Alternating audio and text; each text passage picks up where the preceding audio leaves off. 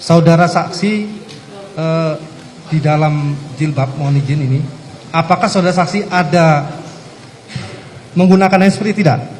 Ini saya perlu perjelas. Perkara kejadian tembak menembak. Siap. Kata siapa? Kata Pak pengacaranya itu. Kata pengacaranya bilang kalau kejadian itu tembak menembak. Siap. Buat menyaksi gitu. Kok kejadian tembak menembak? Fokus saja saudara jaksa. Ya, izin ya mulai ini untuk mengungkap latar belakang keterangan dari saksi ini, karena tembak menembak adalah skenario rekayasa. Sudah ditanyakan tadi saudara jaksa penuntut umum. Makanya nanti setelah sidang ini, saudara saksi ini tolong dipisahkan dengan saksi yang lain. Baik. Nanti kita akan cross check dengan saksi yang lain sejauh mana dia berbohong. Baik yang mulia.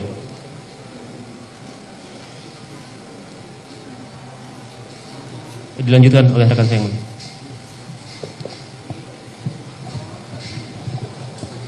Saksi ya. Saudara saksi ini dari tadi ketika ditanya majelis dan sebagainya seperti terdiam dan kemudian ada jeda. Ini saudara jujur saya jawab.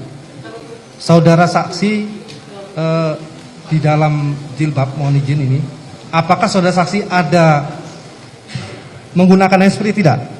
Ini saya perlu perjelas dulu. Siap. Saudara ada menggunakan handsfree tidak ini? Ada yang mengajari saudara sekarang? Tidak ada. Tidak ada? Tidak. Dipastikan itu tidak ada? Tidak ada. Tidak ada ya?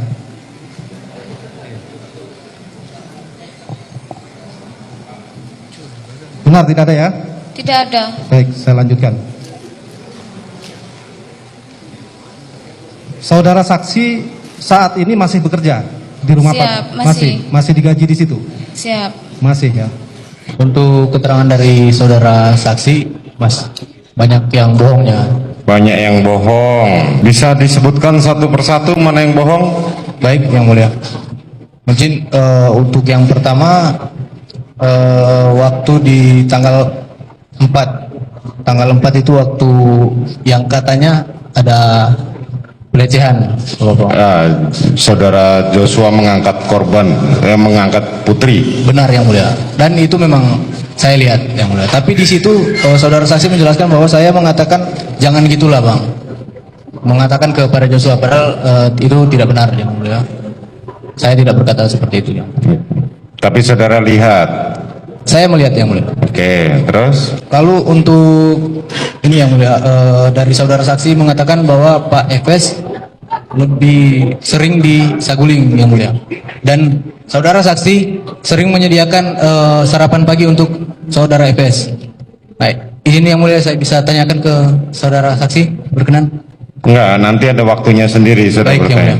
Ya, karena sesuai faktanya saudara Efes ini lebih sering di kediaman di Bangka yang mulia. Untuk Sabtu Minggu saja baru balik ke Saguling. Ada yang lain?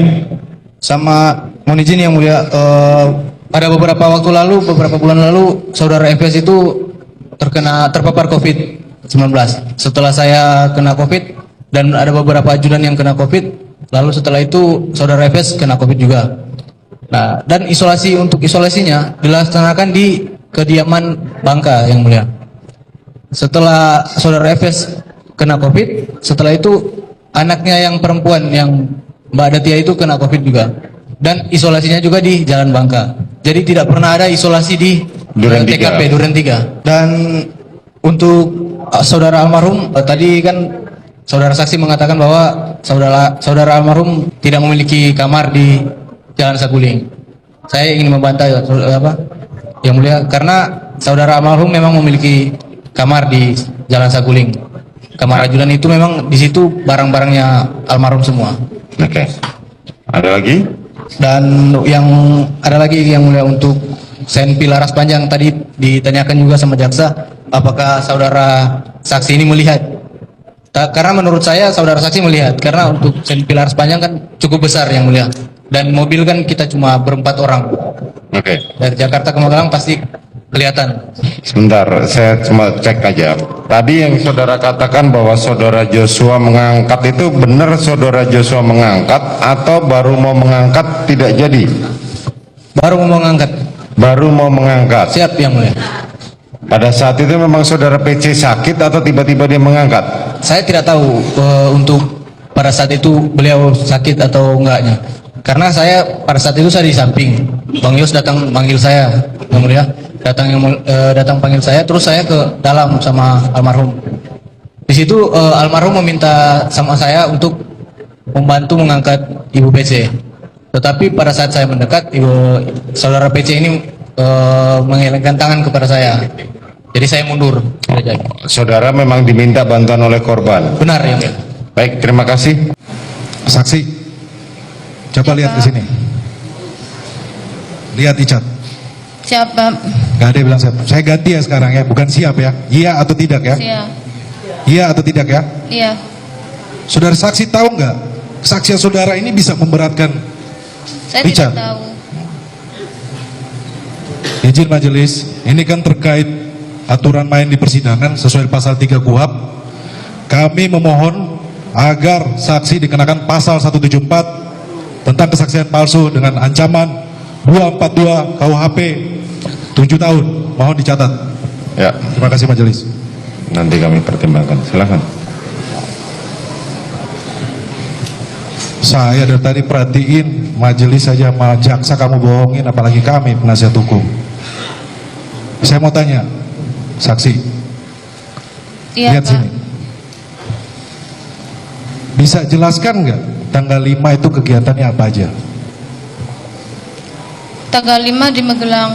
Betul, ini kita bicara soal Magelang. Pagi saya beres-beres, tapi diajak ibu untuk ke sekolahan TN hari Terus? Senin kalau nggak salah. Om Riki masih di Jakarta. Ada bapak. Enggak, saya bicara yang tanggal 5 aja. Kegiatan kamu, nggak usah bicara orang lain, kamu.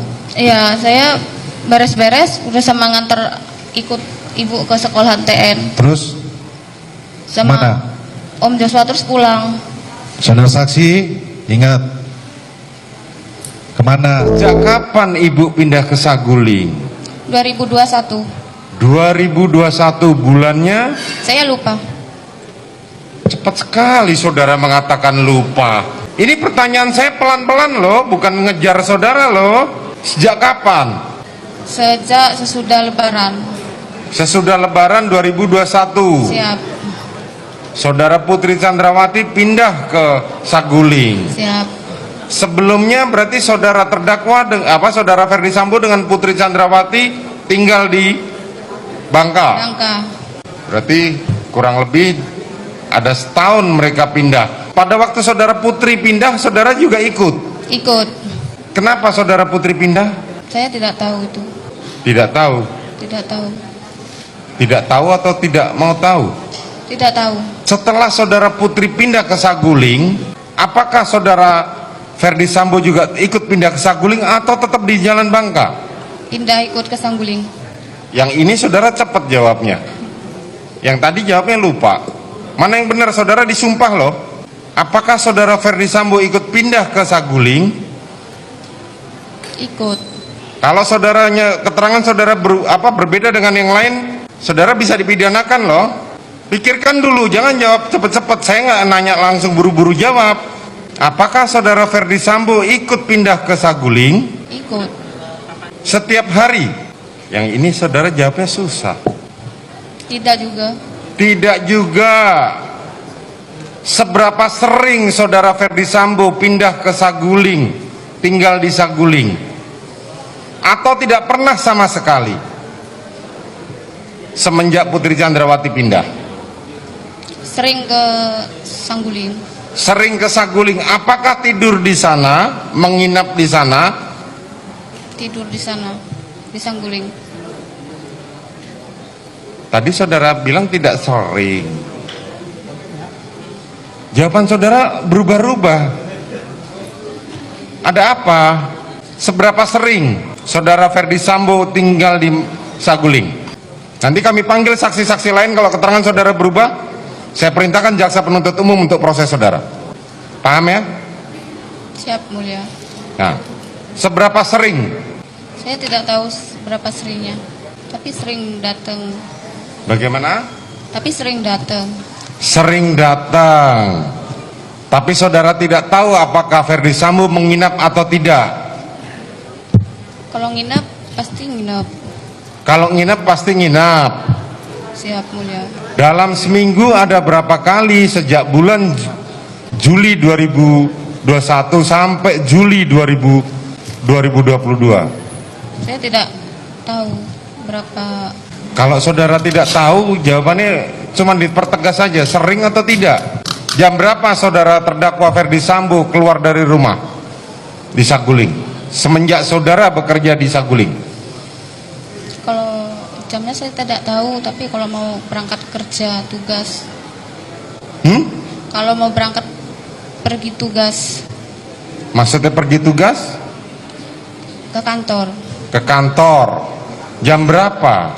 Jamnya saya tidak tahu. Saudara tidak tahu. Pulangnya jam berapa? Pulangnya nggak tahu. Dari mana saudara tahu kalau dia sering menginap di rumah Saguling? Kadang kalau pagi udah ada bapak di rumah Sangguling. Kalau pagi, Bapak udah ada di Sangguling. oke.